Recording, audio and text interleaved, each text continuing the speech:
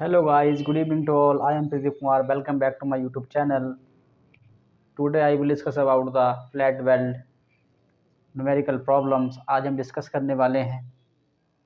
इसके साथ साथ ही स्टूडेंट ये जानेंगे कि जो हम फ्लैट वेल्ड की लेंथ निकालते हैं वो किस तरीके से निकालेंगे, और साथ साथ ही हम स्टेप बाय स्टेप जानेंगे जो हमारी फ्लैट वेल्ड्स न्यूमेरिकल प्रॉब्लम है किस तरीके से सॉल्व करनी है।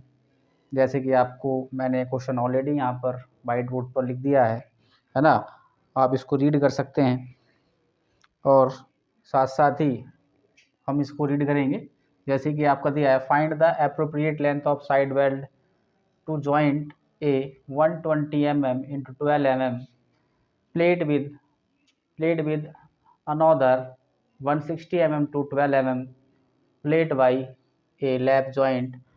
ये लैप जॉइंट के द्वारा आपकी दो प्लेट जोड़ी गई हैं जिसका साइज आपका 120 मिलीमीटर इंटू 12 मिलीमीटर है, और दूसरी का साइज 160 मिलीमीटर इंटू 12 मिलीमीटर है। ये दो प्लेट्स को आपस में जोड़ा गया है फ्लैट वेल्ड के द्वारा लैप जॉइंट पर, है ना। और इसके साथ साथ ही आप यहाँ पर देख पा रहे होंगे हमें फाइंड आउट का जो आपकी स्ट्रेंथ है ना, स्ट्रेंथ ऑफ द जॉइंट है वो इक्वल है the strength of the smaller plates, है ना। कि जॉइंट की जो स्ट्रेंथ है वो स्मॉलर प्लेट की स्ट्रेंथ के बराबर है। इसके साथ साथ ही यहाँ पर परमिजिबल शियर स्ट्रेस दिया हुआ है, यानी अनुज्ञेय कर्तन प्रतिबल यहाँ पर गिवन है जिसका वैल्यूज आपको 102.5 न्यूटन पर मीटर स्क्वायर है। इसके साथ साथ ही जब परमिजिबल टेंसाइल स्ट्रेस भी आपकी यहाँ पर गिवन है, यानी अनुज्ञेय तनन प्रतिबल आपका यहाँ पर गिवन है जिसकी वैल्यूज 150 न्यूटन पर मिलीमीटर स्क्वायर आपके क्वेश्चन में गिवन आउट है। आपको यहाँ पर निकालनी है फ्लैट वेल्ड की लेंथ। और फ्लैट वेल्ड बेसिकली होता क्या है, जब हम दो प्लेट्स को एक दूसरे के ऊपर रखकर या ओवरलैपिंग के द्वारा वेल्ड के द्वारा उसको जोड़ते हैं तो उसे हम क्या कहते हैं, फ्लैट वेल्ड कहते हैं। ठीक है नी, इसको हम क्या बोलेंगे, फ्लैट वेल्ड कहते हैं। ठीक है नी, तो हम जान लेते हैं। सबसे पहले हमें यहाँ पर लिखना है गिवन डाटा, कि आपका जो डाटा है क्वेश्चन में क्या क्या गिवन है, क्या क्या गिवन है आपका। फर्स्टली आप यहाँ पर देख पा रहे होंगे प्लेट P1 जिसका साइज है ना, प्लेट 1 का साइज आपका यहाँ पर गिवन है 120 मिलीमीटर इंटू 12 मिलीमीटर, और प्लेट 2 का साइज भी यहाँ पर गिवन है 160 मिलीमीटर इंटू 12 मिलीमीटर। यानी जो आपकी विड्थ है, विड्थ और टी यहाँ पर दी हुई है प्लेट की, यानी चौड़ाई और इसकी मोटाई यहाँ पर गिवन है। आप यहाँ पर देख पा रहे होंगे विड्थ आपकी एक प्लेट की 120 mm है और दूसरी की आपकी 160 mm है, और यहाँ पर थिकनेस जो है आपकी दोनों की इक्वल है, यानी 12 mm है। ठीक है नी, अगर थिकनेस आपकी यहाँ पर डिफरेंट होती, इट मीन्स अगर यहाँ पर 12 mm की जगह 8 mm होता और यहाँ पर 12 mm होती, तो हम यहाँ पर टी लेते हैं, वो आपकी मिनिमम वाली लेते हैं, बिकॉज क्योंकि आपकी प्लेट सबसे पहले फील्ड जो होती है वो आपकी मिनिमम थिकनेस वाली होती है। ठीक है नी, तो हम यहाँ पर सबसे कम या मिनिमम वाली वैल्यू ही हम यहाँ पर उठाते। ठीक है नी, इसके साथ साथ ही आपका यहाँ पर क्या गिवन है, परमिजिबल शियर स्ट्रेस गिवन है, यानी एफ एफ गिवन है, किसकी वैल्यू आपकी 102.5 न्यूटन प्रति mm स्क्वायर दी हुई है। इसके साथ साथ ही आपकी परमिजिबल टेंसाइल स्ट्रेस गिवन है जिसकी वैल्यू आपकी 150 न्यूटन पर मिलीमीटर स्क्वायर गिवन है। ठीक है भाई, इसके साथ साथ ही हम जानेंगे जो आपका प्लेट वेल्ड किया गया है ना, यहाँ तक नोट कर लेंगे। इसके साथ साथ ही हम देखेंगे इसका डायग्राम, है ना। स्टेप फर्स्ट पर चलते हैं, मैं इसको रब कर देता हूँ।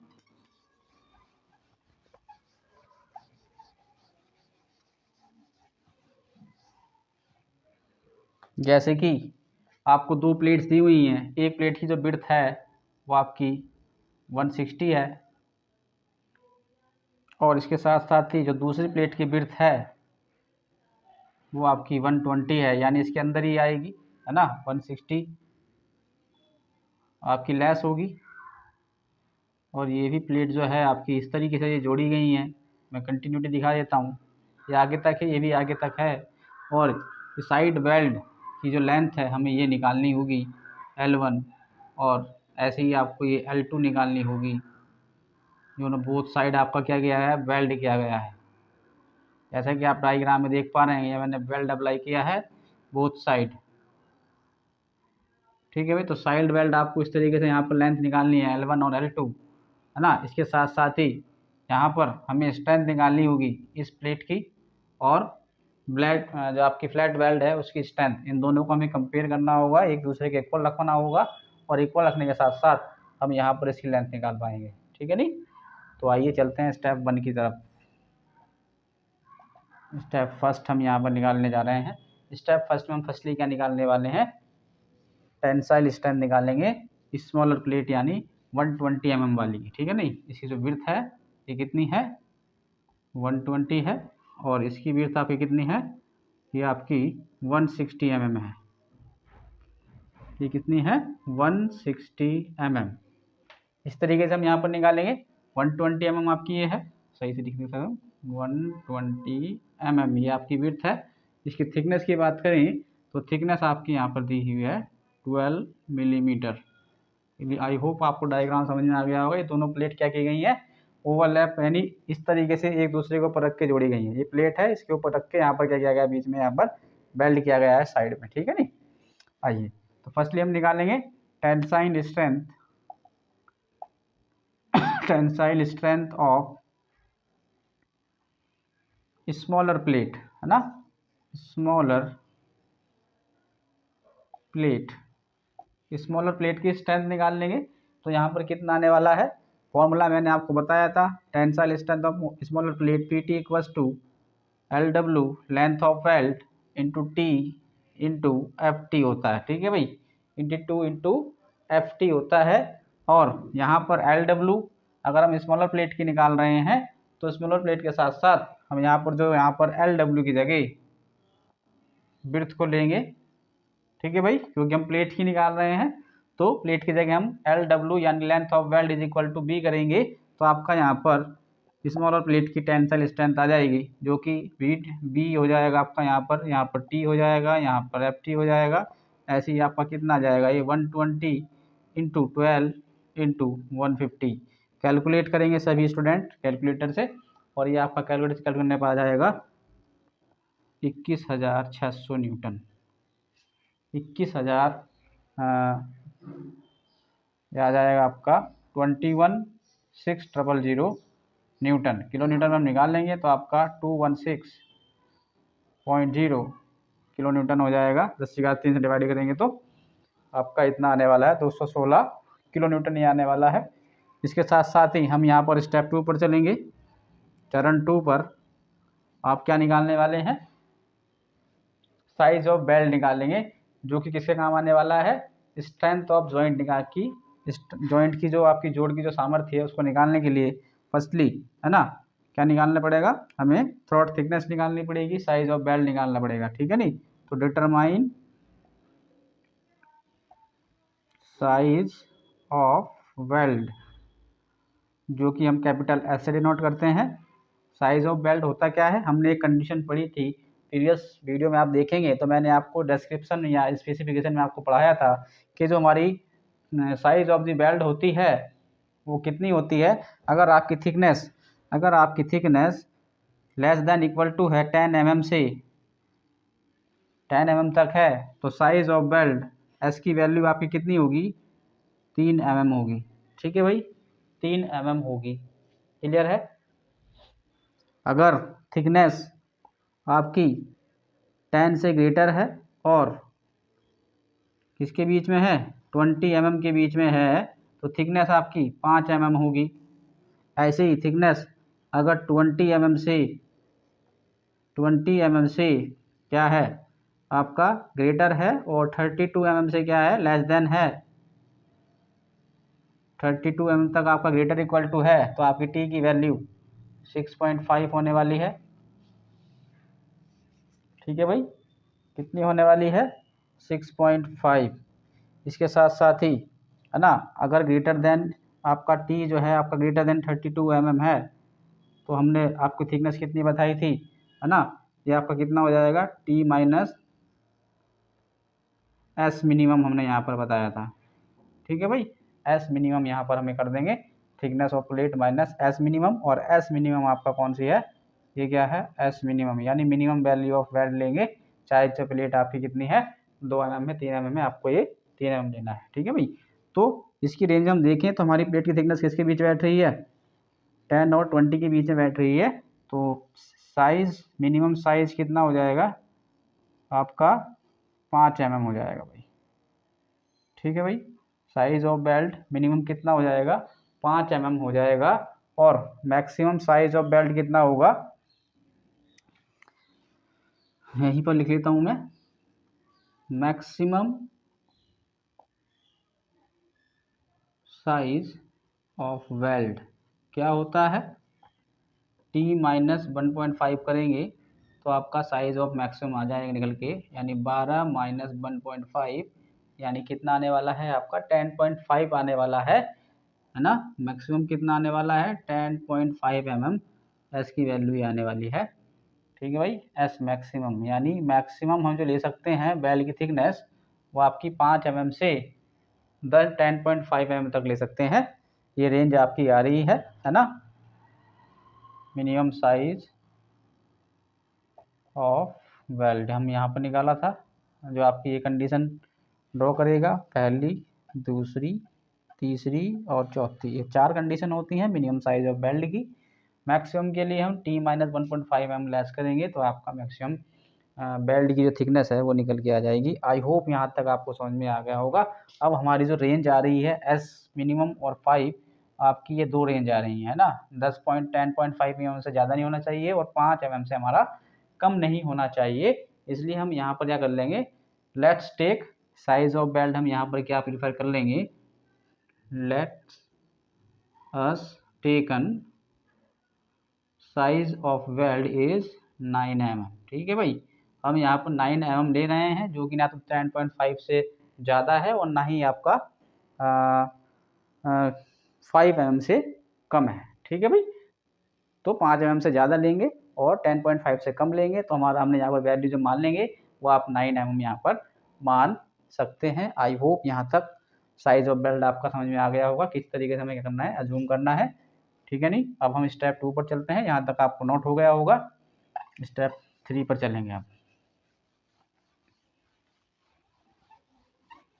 साइज ऑफ बेल्ट आपका क्या आ गया है, 9 है ना। स्टेप 3 हम यहाँ पर देखने वाले हैं। स्टेप 3 पर हम निकालेंगे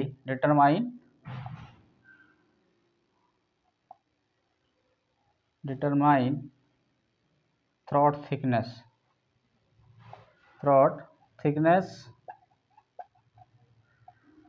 ऑफ वेल्ड। अब थ्रॉट थिकनेस होती क्या है, थ्रॉट थिकनेस होती क्या है बेसिकली, जैसे कि हम यहाँ पर क्या कर रहे हैं, बेल्ट कर रहे हैं। ठीक है भाई, ये आपकी 2 प्लेट्स हैं, इस तरीके से आपकी लगी हुई हैं। यहाँ हमने 2 प्लेट्स ली हैं। ठीक है भाई, और एक प्लेट तो आपकी ऊपर की हो रही, एक प्लेट आपका ये आपको दिखाऊं, जैसे कि हमने ये 2 प्लेट्स ली हुई हैं, ऐसे ही हमने क्या है, ये 2 प्लेट्स यहाँ पर क्या है, इस तरीके से रखी हुई हैं। ठीक है भाई, अब यहाँ पर जो आपकी आती है ना, ये जो होगी आपकी साइज ऑफ बेल्ट होगा ये, है ना। और ये जो आपकी यहाँ से ये तिरछी लेंथ हम जो निकाल रहे हैं, यही क्या कहलाती है, हमारी इफेक्टिव थ्रॉट थिकनेस टी कहलाती है ना। इफेक्टिव थ्रॉट थिकनेस की कहलाती है। और ये किसके इक्वल होता है, टी इक्वल टू होता है के इंटू एस। ठीक है नहीं, के क्या है आपका, एक कोफिशिएंट है, एक नियतांक है, जिसकी वैल्यू एंगल पर डिपेंड करती है। अगर हमारा एंगल 60 से 90 डिग्री के बीच है तो हम 0.7 लेते हैं। अगर हमारा 91 से 101 डिग्री के बीच है तो हम 0.65 लेंगे। अगर एंगल हमारा 101 से 107 तक है तो हम उसको 0.60 लेंगे, और 107 से आपका 16 के बीच है, 17 के बीच है तो आप उसको 0.55, और आपका 120 के बीच है, 111 से 116 से, तो आप वहाँ पर 0.55 ले सकते हैं। इस तरीके से आपकी टेबल आपकी मैंने बताई थी, है ना। तो हम यहाँ पर मान लेंगे जो आपका एंगल सेक्शन लगा है, let us assume angle of fusion, है ना। एंगल ऑफ फ्यूजन का मतलब है कि जो हमने प्लेट रखी हुई है ना, अब जैसे कि हमने ये प्लेट रखी है तो हमने कितने एंगल्स पे रखा है, ये एंगल जो आपका आ रहा है 90 आ रहा है। ठीक है नहीं, ये 90 से कम भी हो सकता है, 90 हो सकता है है ना। तो हम इसको माने 90 से एंगल से कम है और 60 एंगल से ज़्यादा है, 60 डिग्री से ज़्यादा है। तो हम यहाँ पर एंगल ऑफ फ्यूजन जो मान रहे हैं 60 डिग्री टू 90 डिग्री मान के चल रहे हैं, ठीक है भाई। तो यहाँ पर के की वैल्यू हम 0.7 लेंगे इसके लिए और यहाँ पर पुट कर देंगे तो थ्रॉट थिकनेस आपका यहाँ से कैलकुलेट हो जाएगा। कितना आ जाएगा? Throat thickness T equal to 0.7 into S का मान हमारा 9 था और T इक्वल टू आ जाएगा हमारा 6.3 mm, यानी थ्रॉट थिकनेस, यानी ये तिरछी जो आपकी थिकनेस होगी बेल्ट की, है ना, ये जो आपकी जो आपकी तिरछी बेल्ट की थिकनेस आ रही है ये वाली, ठीक है भाई, ये जो है ये कितना है 6.3 हमने निकाला है, 6.3 हमने निकाला है थ्रॉट थिकनेस, ठीक है भाई। थ्रॉट थिकनेस आ गई है। इसके साथ साथ हम क्या निकालने वाले हैं, अब स्ट्रेंथ ऑफ जॉइंट निकालेंगे, क्योंकि हमारा स्ट्रेंथ ऑफ जॉइंट जो होता है स्टेप 4 में हम determine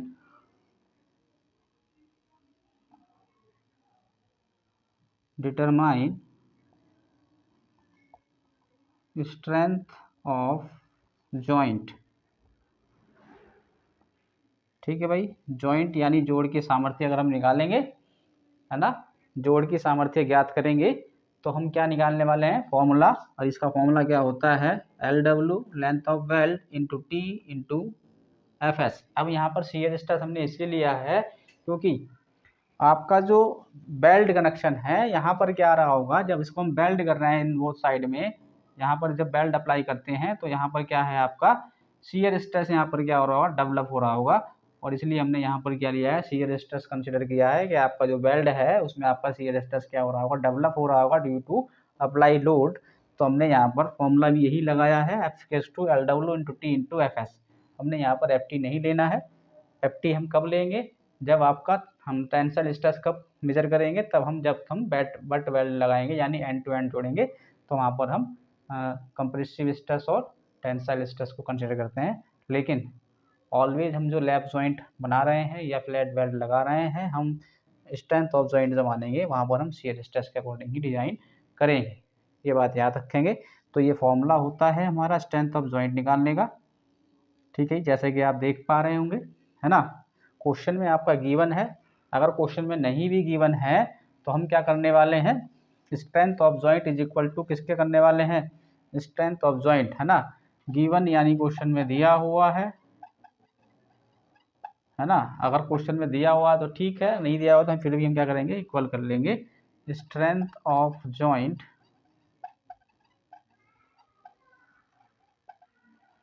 equal to tensile strength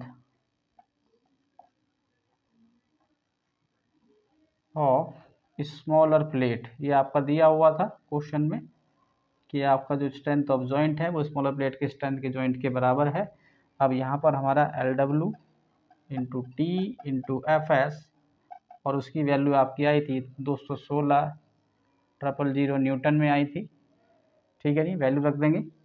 ऐसे ही आपका LW इंटू T आपका कितना आया है, थ्रॉट थिकनेस है, ये TT क्या कर लेंगे, थ्रॉट थिकनेस है, ठीक है भाई, इसको TT नोट करेंगे। तो TT थ्रॉट थिकनेस आपका आया 6.3, ये आपका आया 102.5, ये आपका आ रहा है 216,000 और लेंथ ऑफ वेल्ड आपका यहीं से निकल के आने वाला है 216,000 डिवाइड बाई, इससे मल्टीप्लाई करेंगे इसको तो कितना आने वाला है 545.75 आपका आना है 64.75, ठीक है भाई। तो यहीं से LW निकाल लेंगे, डिवाइड करेंगे इससे, कितना आ गया भाई, कैलकुलेट करेंगे, काटेंगे इसको, कितना आ जाएगा, ये आपका कितना आने वाला है 245 से डिवाइड करेंगे तो कितना आ जाएगा 334.415, 334, ये mm में आने वाला है, ठीक है भाई। यानी लेंथ ऑफ वेल्ड आपका जो आने वाला है दोनों साइड का कितना आ गया है 334,415, ठीक है। और चूंकि LW बराबर हमारा क्या है, यहाँ पर L1 और L2 के इक्वल होगा, L1 और L2 के इक्वल होगा, जो इसकी वैल्यू कितनी आ रही है 334.415। ठीक है भाई, क्लियर है। अब हम बात कर लेते हैं, जो हमारा L1 और L2 की वैल्यू आ रही है वो 334.415 आ रही है mm में। अकॉर्डिंग टू स्पेसिफिकेशन की बात करें, अकॉर्डिंग टू स्पेसिफिकेशन, विशिष्टियाँ जो हैं उसकी बात करें, अकॉर्डिंग टू स्पेसिफिकेशन,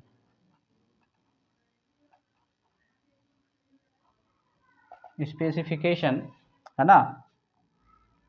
अब यहाँ पर जो बिर्थ है वो आपकी 120 है ना।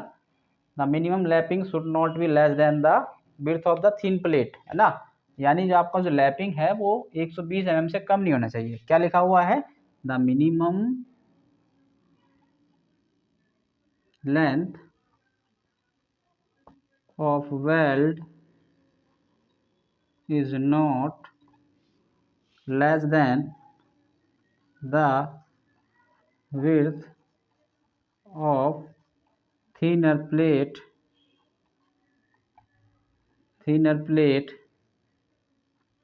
यानी स्पेसिफिकेशन आपका दिया हुआ है, minimum length of the belt, यानी कम से कम जो लंबाई होगी, बेल्ट की जो लंबाई होगी वो किससे कम नहीं होनी चाहिए, जो आपकी पतली प्लेट है, पतली प्लेट की विड्थ से कम नहीं होनी चाहिए।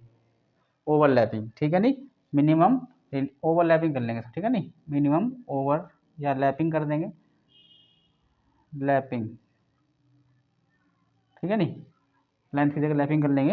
According to specification the minimum lapping of the belt is not less than the width of the thinner plate, यानी पतली प्लेट की चौड़ाई से कम नहीं होना चाहिए। जो आपका लैप यहाँ पर किया गया है, ये जो आपका एक दूसरे ऊपर चढ़ाया गया है, ये क्या कहलाएगा, आपका लैप। ठीक है भाई, जो लैपिंग की गई है ये आपकी विड्थ से कम नहीं होनी चाहिए, है ना, विड्थ से कम नहीं होनी चाहिए। ठीक है भाई, विड्थ से कम नहीं होनी चाहिए थिनर प्लेट की। ठीक है भाई, तो यहीं से आपका क्या कर लेंगे हम, तो लैप वेल्ड लेंथ कितनी आ जाएगी,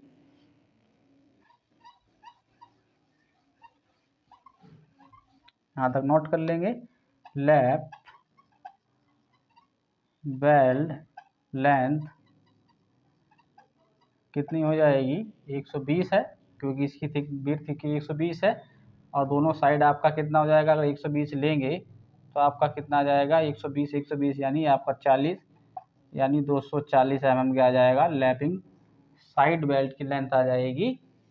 ठीक है नहीं, और ये आपका 120 है, तो हम यहाँ पर क्या करेंगे, 120 से ज़्यादा बढ़ाकर करेंगे। सपोज डेट हमने कितना मान लिया, यहाँ पर 125 मान लिया है। क्यों माना है, क्योंकि आपकी जो विड्थ है वो 120 है, इससे तो हम कम लेंगे ही नहीं, है ना, तो हम इससे ज़्यादा की वैल्यू यूज लेंगे, यानी 120 से ज़्यादा लेंगे, तो आपका 125 हमने यहाँ पर क्या कर लिया, कंसिडर कर लिया है। Let us consider 125 mm of the overlapping belt length. ठीक है नहीं, हमने 120 की जगह कितना मान लिया है, 125, और ये कितना आ जाएगा, 250 mm, यानी ओवरलैपिंग जो होगी अब आपकी ये, है ना, ये 125 ली है, 125 इधर है, 125 इधर है। ठीक है भाई, अभी 250 हो गया, है ना। अब रिमेनिंग बेल्ट लेंथ कितनी बच जाएगी, रिमेनिंग बेल्ट लेंथ कितनी आएगी, टोटल हमारा आया था 334.415 माइनस 250, क्योंकि ये हमने ऑलरेडी यहाँ पर लगा दिया 125, लेकिन टोटल जो आपका लेंथ था बेल्ट का वो 334.415 है। अभी भी क्या बचा होगा, रिमेनिंग बचा होगा, यहाँ से इसको लेस करेंगे तो कितना आ जाएगा, कितना आने वाला है, 85 आने वाला है, 85 समथिंग, या इसको कैलकुलेट कर लेंगे, है ना। अगर मैं इसको क्या कर लूँ, कैलकुलेट करेंगे भाई, कितना आ रहा है, 415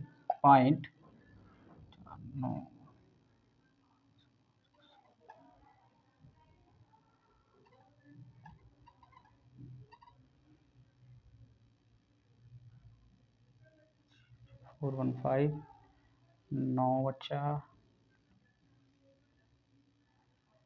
84, ये आपका आ रहा है 415.4 13 में से 5 गए, 13 में से 5 गए आपका 8, यानी 84 समथिंग आ रहा है।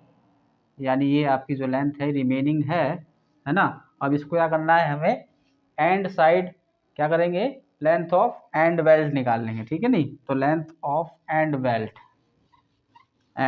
हम कितने निकालेंगे, so that provide length of and weld. अब आपके यहाँ पर क्या है, कॉर्नर्स दिखाई दे रहे होंगे। जब हम यहाँ पर क्या करते होते हैं, बेल्ट फ्लैट वेल्ड डिजाइन कर रहे होते हैं या लैप बेल्डिंग कर रहे होते हैं लेपिंग के द्वारा, तो हम क्या करते हैं, यहाँ पर जो कॉर्नर्स हैं यहाँ पर ये करते हैं बेल्ट प्रोवाइड कराते हैं, ताकि ये कॉर्नर्स क्या हो जाएं, मजबूत हो जाएं, ठीक है नहीं। तो हमने वही माना है कि जो आपका जो लेंथ ऑफ वेल्ड, ये क्या है आपका एंड वेल्ड लेंथ है, ठीक है भाई। ये भी आपका क्या है, एंड वेल्थ लेंथ है, ठीक है। तो and wealth length of and weld कितना हो जाएगा, 84.415 डिवाइड बाई 2 करेंगे, यानी आधा इधर कर लेंगे, इसको आधा इधर कर देंगे, तो आपका क्या होगा, एंड वेल्ड की जो लेंथ है वो दोनों से 2 से डिवाइड करके दोनों साइड की निकल के आ जाएगी। यानी ये कितना होने वाला है, 2 चौका 8, 2 दूनी 4, 2 दूनी 4, 2 सत्ते 14, 2 पंजे 10, यानी 275 ये आने वाला है। 42.275 क्या आ जाएगा आपका बेल जो आपकी लेंथ ऑफ एंड बेल्ट है, ये निकल के आपका आ जाएगा। क्लियर है। और यही आपका क्या हो जाएगा, आंसर हो जाएगा, क्योंकि हमें साइड बेल्ट की लेंथ निकालनी थी एंड साइड लेंथ निकालनी थी एंड बेल्ट की, तो हमने यहाँ पर निकाल ली है। क्लियर है। इतना ही आपको यहाँ पर डिजाइन करना था, क्योंकि हमें क्या करना है, टोटल 334.415 mm लेंथ का क्या करना है, बेल्ट करना था, और हमने क्या कर दिया, दोनों तरफ क्या करा है, इक्वल यहाँ पर हमने डिवाइड कर दिया है। या हम इसको इस तरीके से भी कर सकते थे कि आपका जो 334 है वो यहाँ से स्टार्ट होकर यहाँ तक आधा आधा कर दें, इसका हाफ करके यहाँ से आधा आधा यहाँ तक कर सकते हैं। लेकिन हम क्या कर रहे हैं, साइड लेंथ जो आपकी एंड बेल्ट की जो लेंथ है वो भी हम यहाँ पर कैलकुलेट करेंगे, क्योंकि ये भी आपका पूछा जाता है।